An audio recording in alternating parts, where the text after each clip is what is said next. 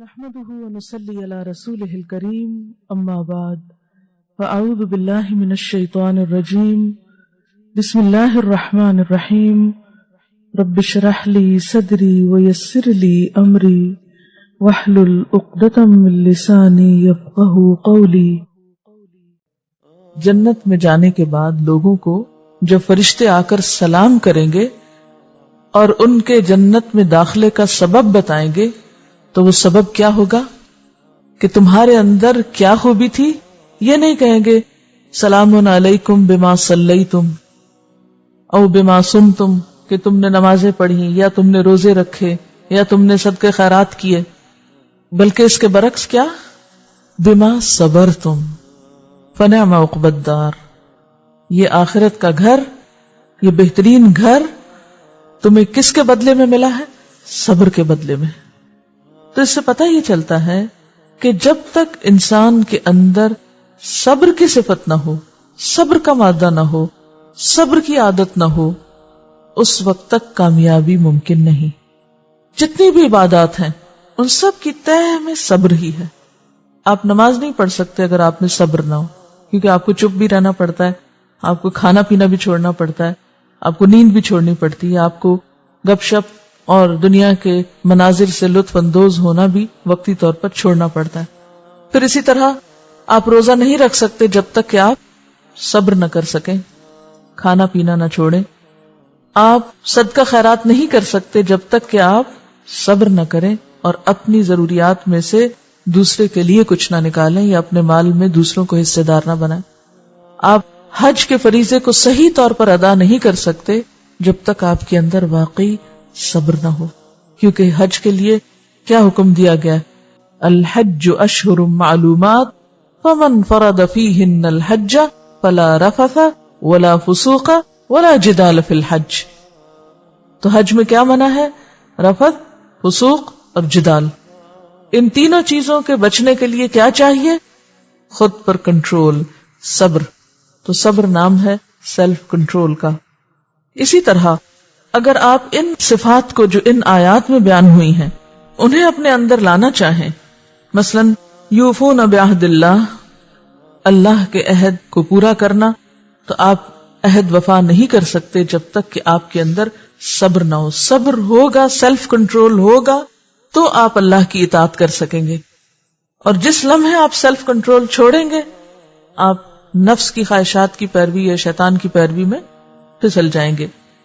پھر اس کے بعد والذین یصلون ما امر اللہ بہ ان یوصل، وہ لوگ جو ان رشتوں کو جوڑ کے رکھتے ہیں جنہیں اللہ نے جوڑنے کا حکم دیا ہے، تو یہ کام بھی کون کر سکتا ہے؟ ان تعلقات اور روابط کو، یہاں صرف رشتہ داریاں نہیں ہے، یاد رکھیے یہاں صرف صلہ رحمی نہیں ہے اپنے محدود معنوں میں کہ صرف خون کے رشتوں کو جوڑنا، بلکہ باقی روابط یعنی جو معاشرتی روابط ہیں یا تعلق داریاں ہیں وہ بھی اس میں شامل ہیں۔ تو جن جن چیزوں کو اللہ نے حکم دیا ہے کہ جوڑ کے رکھو اور اس کو وسیع پیمانے پر لیں، تو سارے مسلمانوں کا آپس میں ایک طرح سے اتحاد اور اتفاق بھی اس میں آ جاتا ہے کہ لوگ آپس میں جڑ کر رہیں۔ تو یہ سب بھی کس وقت ہو سکتا ہے؟ جب آپ کے اندر صبر ہو۔ اسی طرح آخرت کا خوف اور یہ تمام چیزیں بھی صبر سے تعلق رکھتی ہیں۔ پھر اقامت صلاۃ ہے، انفاق فی سبیل اللہ ہے، اور پھر وَيَدْرَؤُونَ بِالْحَسَنَةِ السَّيِّئَةَ، جہاں خرابی ہو جائے، جہاں گڑبڑ ہو جائے، اس کو کس سے دور کرتے ہیں؟ حسنہ سے، اچھے رویے سے، اچھے طریقے سے، خوبی کے ساتھ۔ اولئک لہم عقبی الدار، ایسے لوگوں کے لیے آخرت کا گھر، ایسے ہی لوگ جنتوں کے باغوں میں ہوں گے اور ہمیشہ وہیں رہیں گے۔ تو اس سے کیا پتہ چلتا ہے کہ ہر نیک کام کی بنیاد میں صبر ہے، اور جب تک صبر نہ ہو کوئی کام اپنے پائے تکمیل کو نہیں پہنچ سکتا یا احسن طریقے سے انجام نہیں پا سکتا۔ اب دیکھتے ہیں کہ صبر کیا چیز ہے، صبر کب کرنا ہوتا ہے، صبر کی کتنی قسمیں ہیں، صبر کہاں کہاں ہے۔ تو پہلی بات تو ہم نے یہ دیکھی کہ صبر ہر چیز میں ہے، ہر چیز میں صبر ہے، خواہ وہ عبادات کا معاملہ ہو، خواہ وہ حقوق کا معاملہ ہو، خواہ وہ باہمی تعلقات اور معاملات کا معاملہ ہو، خواہ وہ اخلاق کا معاملہ ہو، وہ کوئی بھی ہو، ہر جگہ پر صبر ہے۔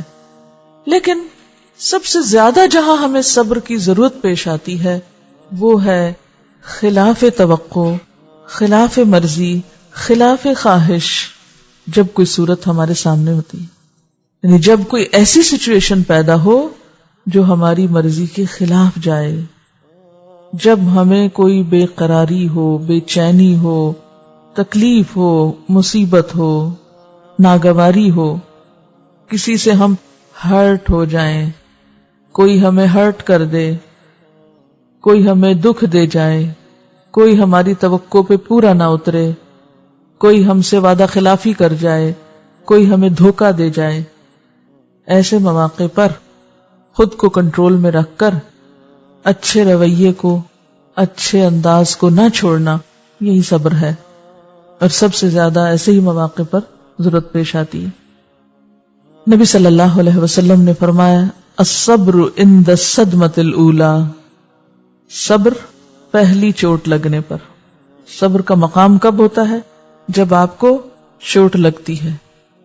حضرت انس سے روایت ہے کہ آپ صلی اللہ علیہ وسلم ایک عورت کے پاس سے گزرے جو ایک قبر کے پاس بیٹھی ہوئی رو رہی تھی۔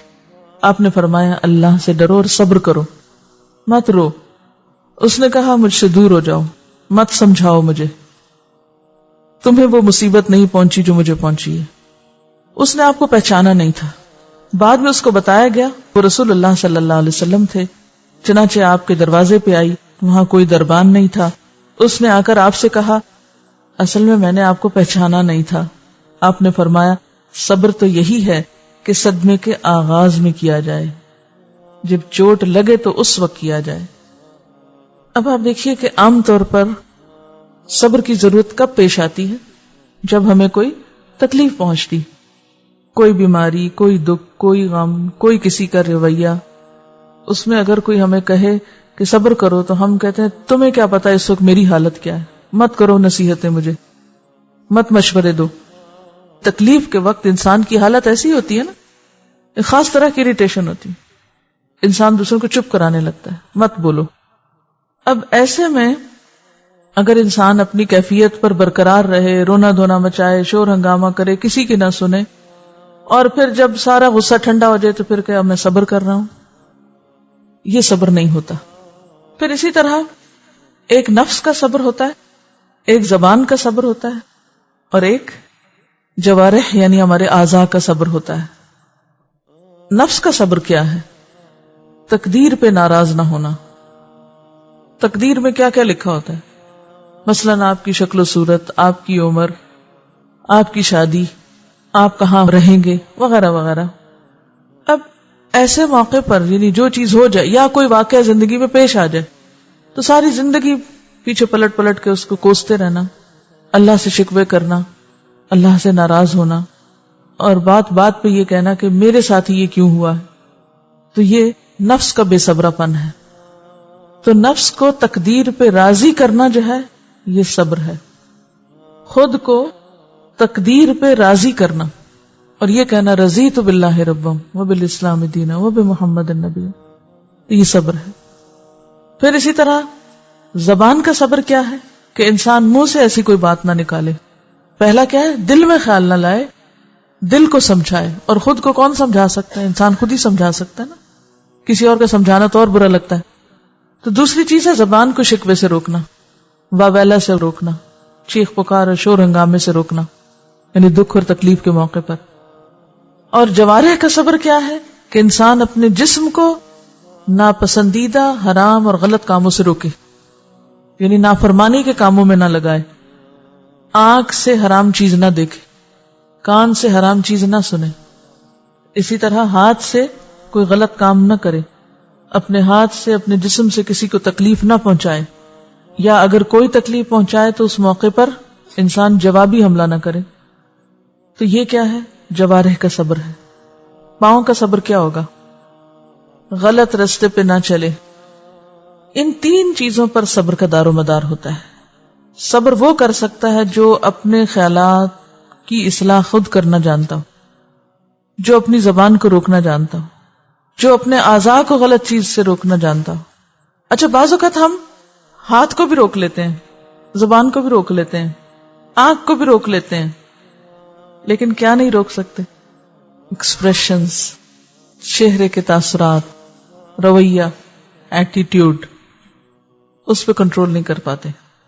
یعنی ہم کسی کو زبان سے کچھ نہیں کہہ رہے، لیکن ہم اپنے رویے سے سب کچھ بتا رہے ہیں.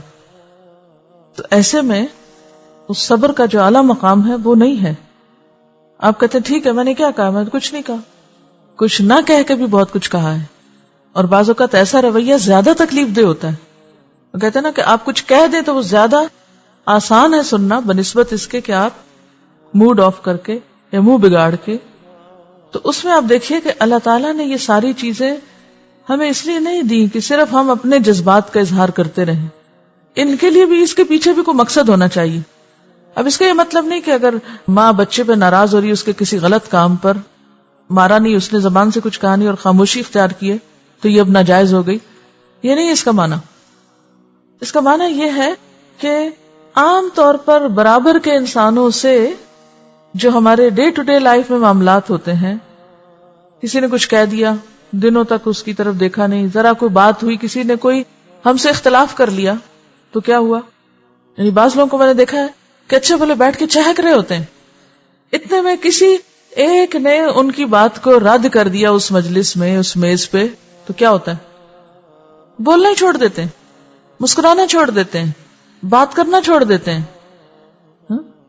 یعنی بیٹھے بیٹھے اگر صرف کسی نے اختلاف کر لیا، یعنی کسی نے نہیں کہہ دیا، کوئی میٹنگ ہے مثلا، میٹنگ ہو رہی، ایک نے دوسرے کے اوپر تنقید کر دی، اب اس کے تو سارے اچھے خیالات جو ہیں وہ کہیں چلے گئے. اب اس کے بعد تو مجھے کوئی مشورہ نہیں دینا، میری تو ہر بات ہی رد ہو جاتی ہے. کیا اسی کا نام صبر ہوگا؟ کیا ایسی قوم ترقی کر سکتی ہے، آگے بڑھ سکتی ہے؟ نہیں. لیکن ہم اپنے ان رویوں کو کیا کہہ دیتے؟ ہم صبر کر رہے تھے اس وقت. بہادر کون ہے کہ جو ایسی چیزوں کو سہ کر پھر خود کو نارمل رکھ سکے؟ یہی سیلف کنٹرول ہے. ایک مغربی مبصر ہے ولیم پیٹن، وہ لکھتا ہے کہ اسلام کا ایک پھل انسانیت کے لیے یہ رہا ہے کہ اس نے لوگوں میں شدید اور مستقل صبر پیدا کیا ہے. یعنی اسلام کی وہ کوالٹی بتاتا ہے کہ اسلام نے لوگوں کو کیا دیا ہے، انسانوں کو کیا دیا ہے، کیا سکھایا ہے. قرآن کی تعلیم کیا ہے، دین کی تعلیم کیا ہے، تربیت اور تزکیہ کس چیز کا نام ہے؟ کہ اس نے انسانوں کے اندر کیا پیدا کیا ہے؟ شدید اور مستقل، وقتی نہیں، کسی ایک خاص موقع اور مناسبت سے نہیں، شدید قسم کا صبر اور مستقل قسم کا صبر. صبر کی یہ کیفیت ان میں اللہ کی مستقل اطاعت سے پیدا ہوئی ہے. یہ کیفیت کب آتی ہے؟ جب انسان مسلسل اللہ کی عبادت کرتا ہے استقامت کے ساتھ. کوئی نماز مس نہیں کرنی، 5 نمازیں وقت پہ پڑھنی. یہ کون کر سکتا ہے؟ جس میں سیلف کنٹرول ہو، وہ ساری چیزوں کو روک سکے اور اللہ کے پاس حاضر ہونے کے لیے وقت نکال سکے. صبر کے بغیر یہ کیفیت نہیں پیدا ہو سکتی. انسان خواہشات کو روکے گا تو 5 وقت نماز پڑھے گا نا. اسی طرح روزہ کون رکھ سکتا ہے؟ اللہ کا حکم نہ ہو تو ہم میں سے کوئی ہے جو ڈائٹنگ کے نام پہ بھی سب کچھ کھانا پینا چھوڑ سکے؟ کہ اگر آپ کو ڈائٹنگ کے لیے بھی کہا ہو کسی ڈاکٹر نے، آپ کی جان کو بھی خطرہ ہو، تو آپ اس قسم کو روزہ رکھ سکتے؟ نہیں رکھتے. کہتے ہیں مرنا تو ہے ہی، کھا کے مر گئے تو کیا ہوا، اور یہ کہہ کے آپ پھر ہر بد پرہیزی کرتے ہیں. لیکن جب روزہ رکھ لیتے ہیں پھر کیا ہوتا ہے؟ یہ صبر کوئی اور چیز نہیں پیدا کر سکتی. اللہ کے حکم کے سوا، اللہ کی اطاعت کے جذبے کے سوا کوئی چیز ہے نہیں دنیا میں جو انسانوں کے اندر اتنا مستقل اور اتنا شدید صبر پیدا کرے کہ آپ کو کوئی لاکھوں کا انعام دے تو آپ پھر بھی ایک گھونٹ پانی پی جائیں، کبھی نہیں پیئیں گے. تو یہ کس نے پیدا کی صفت؟ یہ اللہ کی اطاعت نے پیدا کی. تو یہ اسلام کی خوبی ہے اور یہ اسلام ہی کی دین ہے کہ اس نے اپنے فالوورز کے اندر یہ صفت پیدا کی.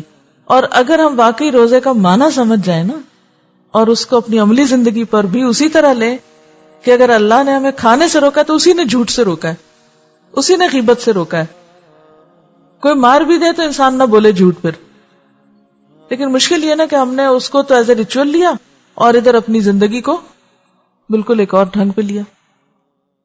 اصل بات یہ ہے کہ یہ دنیا بنی ہی ایسے ہے کہ جس میں ہر وقت ہی کوئی نہ کوئی ناخوشگوار بات پیش آتی ہے انسان کو، اور بعض اوقات جو چیزیں اچھی لگتی ہیں انہیں میں ناخوشگواری پیدا ہو جاتی، یا نہیں ہوتا ایسے؟ مثلا ایک ہی کھانا روز آپ کو ملے، خواہ وہ آپ کا کتنا ہی پسندیدہ ہو، تو ایک دن آپ کیا کریں گے اٹھا کے؟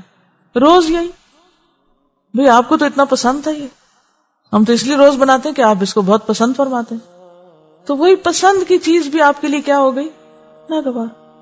یعنی یہ دنیا ہے ہی ایسی، اس دنیا کا سسٹم یا اس دنیا کی جو حقیقت ہے وہ یہی ہے کہ انسان کو ہر لمحہ، ہر تھوڑی دیر کے بعد کوئی نہ کوئی ایسی سچویشن، کوئی نہ کوئی ایسی صورت پیش آتی ہی رہے گی مرتے دم تک کہ جہاں انسان کو رکنا پڑے گا، سیلف کنٹرول سے کام لینا پڑے گا۔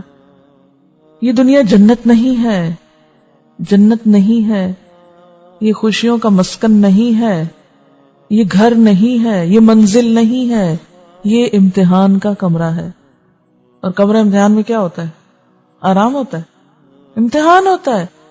کمرہ امتحان میں کیا کیا جاتا ہے؟ امتحان دیا جاتا ہے، اور سارا وقت امتحان ہوتا ہے یا آدھا وقت ہوتا ہے؟ سارا وقت۔ تو یہ دنیا اس طریقے پہ بنی ہے کہ ہم سارا وقت، اپنی جوانی، بڑھاپا، مستقل طور پر ہم امتحان کی حالت میں، اپنی زندگی کے آخری دن تک، چاہے آپ گھر کے اندر ہوں، چاہے آپ گھر کے باہر ہوں، چاہے آپ اپنے رشتہ داروں میں ہوں، چاہے آپ غیروں میں ہوں، چاہے آپ اپنے دوستوں میں ہوں، چاہے آپ اپنے دشمنوں میں ہوں، کیا ہوتا ہے؟ ناخوشگوار باتیں ضرور پیش آتی ہیں۔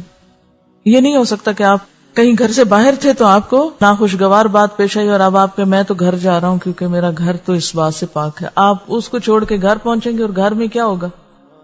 جیسے کچھ لوگ مثلا یہاں ہاسٹل میں رہ رہے ہیں اور وہ کہیں یہاں رہنا بہت مشکل ہے، میں تو گھر جا رہا ہوں، تو کیا گھر جنت ہے؟ گھر میں کوئی مسئلہ نہیں، ہو سکتا ہے اس سے بڑے مسئلے ہوں۔ انسان ایک جگہ رہتا ہے، وہاں گھبرا جاتا ہے، یہاں بڑا مسئلہ ہے، ادھر چلو، وہاں جاتا ہے تو کہتا ہے یہاں بھی بڑا مسئلہ ہے، اب یہاں چلو۔ ایک کام شروع کرتا ہے، یہ بڑا مشکل ہے، کچھ اور کرو۔ وہ شروع کرتا ہے، یہ بڑا مشکل ہے، کچھ اور کرو۔ ہر چیز مشکل ہے، کہیں تو جمنا ہی ہے، اور یہ صرف وہی کر سکتا ہے جس کے اندر سیلف کنٹرول ہو، صبر ہو۔ اب دو طریقے ہیں، یا تو یہ کہ آپ ہر وقت الجھتے رہیں، جب کوئی ناخوشگوار بات پیش آئے، چاہے وہ دوست ہو یا دشمن، آپ الجھنا شروع کر دیں، آپ جھگڑنا شروع کر دیں، آپ مقابلہ شروع کر دیں، حتیٰ کہ آپ صفائیاں پیش کرنی شروع کر دیں، آپ عذر پیش کرنا شروع کر دیں۔ ایک تو یہ طریقہ ہو سکتا ہے، اور دوسرا کیا ہو سکتا ہے وہ آپ بتائیے؟ ناخوشگوار صورت کو کیا کریں؟ قبول کریں کہ یہ تو ہوگا، یہ تو ہونا ہے، یہ تو ایسے ہی ہے، اس کے بغیر تو گزارا ہی نہیں۔ آپ سمندر میں جاتے ہیں، کشتی پہ بیٹھتے ہیں، کیا ہوتا ہے؟ طوفان کا ڈر ہے، طوفان تو ہوگا۔ اونٹ پہ بیٹھے ہیں، کوہان کا ڈر ہے، کوہان تو ہوگا۔ اب آپ دیکھیے کہ ایک رویہ ہے کہ آپ ہر ناخوشگواری سے الجھیں، جھگڑیں، مقابلہ کریں، اور ایک یہ ایکسپٹ کر کے کام کریں۔ اچھا، بعض لوگوں کی عادت کیا ہوتی ہے، ہم پڑھنے بیٹھے ہیں، اچھا میں ذرا پڑھتی ہوں، پہلے میں اپنا میز صاف کر لوں کیونکہ یہ چیز مجھے اریٹیٹ کر رہی ہے، وہ بھی کر رہی ہے، اب یہ کھڑکی کا شور ادھر سے اریٹیٹ کر رہا ہے، اتنے میں وہ میرے جسم میں کچھ چیز شروع ہو گئی، اب یہ مجھے موسم گرم ہو گیا، چلو پنکھا چلا دو، اب ٹھنڈ لگنے لگی، اب وہ بند کر دو، اب نیند آ رہی ہے، اب چلو۔ کیا کیا آپ نے؟ بہت سے لوگ اس طرح زندگی بسر کر رہے ہیں، وہ اس وقت یہ نہیں سوچتے یہ تو ہوگا، یہ تو ہے، اٹس دیئر، اسے مجھے ایکسپٹ کرنا ہے، it's reality, it's a fact. جب تک آپ ایکسپٹ نہیں کریں گے چیزوں کو اور ایڈجسٹ نہیں کریں گے، اکوموڈیٹ نہیں کریں گے خود کو، وہاں بات نہیں بنے گی، ترقی نہیں ہو سکتی۔